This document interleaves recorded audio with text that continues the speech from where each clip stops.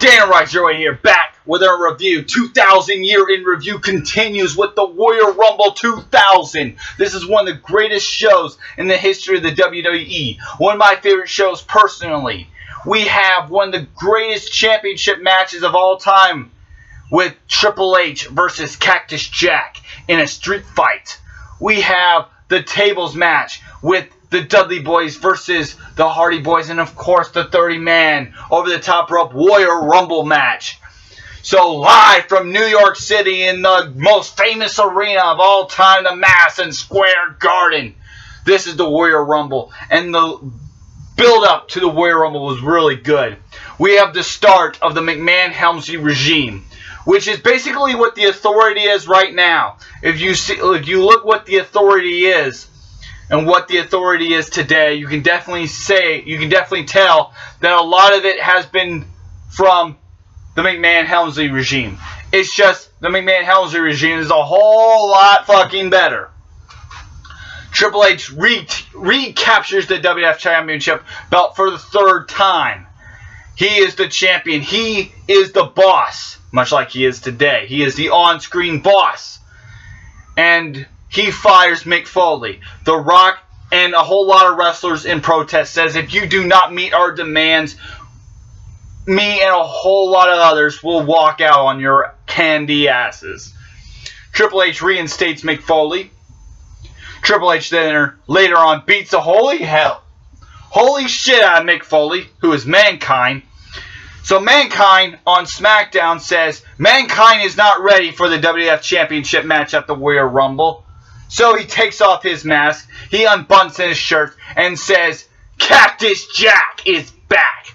So Cactus Jack will face off against Triple H at the Royal Rumble. And Triple H's eyes when he notices it was Cactus Jack's going to face him, it's unbelievable. So here we are, Royal Rumble 2000. Our very first match, we have Kurt Angle versus the debut of Taz. It's Taz. And Taz chokes him out and wins via submission. Or in Kurt Angle's case, he chokes him out. Whatever the case may be, this is a very good match, and it's only 5 minutes long. I give it a 6 out of 10. Very good to the point. And Taz is a big motherfucker to start out. It's just too bad they didn't capitalize, because WWF has to go back to its fucking roots where ECW is shit, WCW is shit. If you're not made by me, Vince McMahon, damn it, you're nobody. Good match, 6 out of 10. Next up, we have the Hardy Boys versus the Dudley Boys in a double elimination tables match. This is an incredible tables match. A very fun table match. There are so many table spots. It's fucking awesome. But the biggest spot, of course, goes to Jeff Hardy, where he does the big Swanton bomb off of the balcony onto Bubba Ray Dudley and smashes through the table for the victory. This match gets a very incredible 4 stars. 8 out of 10. It is a great tables match. Very good match. Next up, we have Chris Jericho defeating Hardcore Holly and Chyna to capture the Intercontinental Championship belt. Interesting enough, on SmackDown, Chyna and Chris Jericho double pinned each other, which meant into this match they were co-Intercontinental Champions, and whoever won this match would be the undisputed Intercontinental Champion. Chris Jericho wins this fine match, and he is the Intercontinental Champion once again. A very good match, a 6 out of 10. Next up, we have the New Age Outlaws defeating the Acolytes to retain the Tag Team Championship belts. It wasn't a good tag team title match. It was only about 3 minutes long. It was get in, do your stuff, eat shit, like the taste of it, brawling, smash. XPac comes in, kick, it's over. 3.5 out of 10, very quick, I wish this match wasn't on the card, but it is what it is. 3.5 out of 10. Then we get to Triple H versus Cactus Jack, the street fight for the World Wrestling Federation World Heavyweight Championship Heavyweight Belt. This match is so much praise, it's unbelievable. This is the greatest match that isn't a Warrior Rumble match at the Warrior Rumble. This is the greatest match Triple H has ever had. This is the match where Triple H became a huge motherfucking deal. Sure, he was already a 3-time World Wrestling Federation Heavyweight Champion, but he wasn't an established main event player yet. Or at least in the eyes of many, many fans. This was the match that did it. This is Triple H's greatest match. This is the Warrior Rumble's best match. This is Mick Foley's, quite frankly, his best match. And this is renounced as one of the greatest title matches of all fucking time.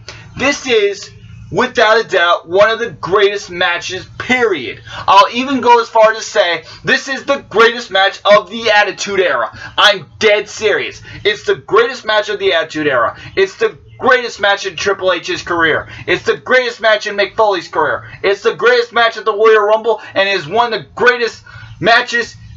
It's one of the greatest World Wrestling. So much praises, I'm out of breath. It's one of the greatest title matches of all time. Period. 5 stars, 10 out of 10. Oh my God. And an incredible match. 2 pedigrees gets the job done. 1 normal pedigree and the last pedigree on the thumbtacks, piercing Mick Foley's head. So fucking awesome. To say this match is awesome is an understatement. Once again, this is the match that established Triple H as the top guy in the industry. This is the match that establishes Triple H as a top motherfucking deal. So a 10 out of 10 is my verdict on that match. It is one of the greatest matches, period. One of the greatest matches, period. Then we get to the Warrior Rumble match. And it is a very fun Warrior Rumble. In fact, we have Rikishi in the beginning, in the opening minutes, in the early going of the Warrior Rumble match. We have Rikishi and Too Cool doing a little dance. I loved it so much that many years ago, I decided to do the same very dance while I was watching this show. It's even here on YouTube. You can check it out on my channel. Just go DanaRock08. Just check out my old videos. And there you have DanaRock08 busts a move. And you'll see me dancing to this very show. This very Rumble match. Very fun deal. Rikishi versus Viscera. There's a whole lot of things going on. Very good.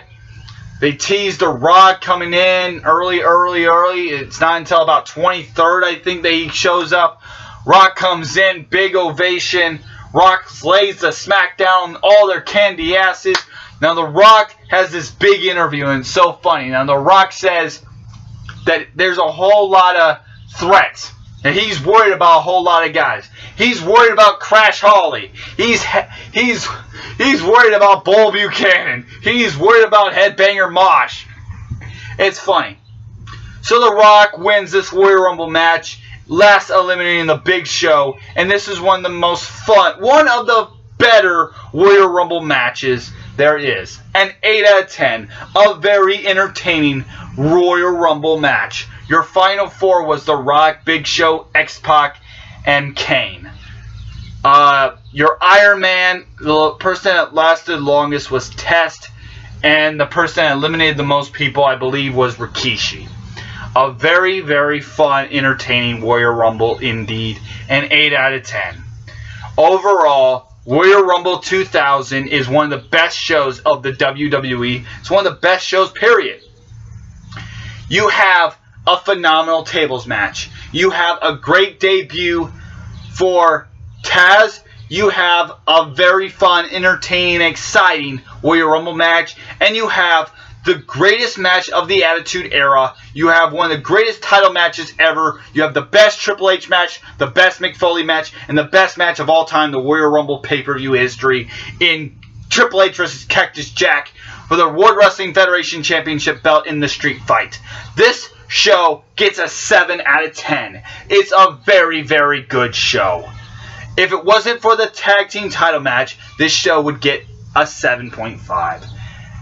Overall still, Warrior Rumble 2000 is an incredible show.